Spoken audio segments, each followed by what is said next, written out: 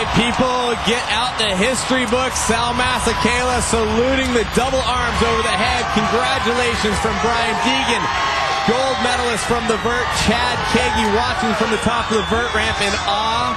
And ladies and gentlemen, we have just been blown away one more time. If this is not a perfect 100, I don't know what is.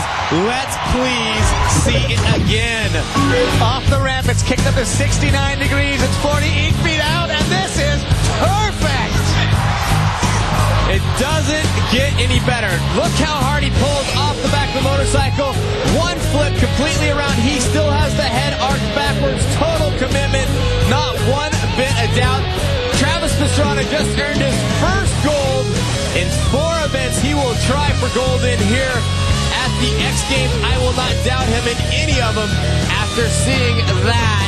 Wow, 199 bringing the big stick to X Games 12. Look at the power off the top of this ramp. He sees the landing. He knows he has to go around one more time. But what is really incredible about this trick is when he comes down and puts both wheels on the dirt at the same time. Right there. Wow, Jesse James watching on. Jesse and Twitch standing by. They cannot believe it. We cannot believe it. You at home, I'm sure you cannot believe it. The brand new Thor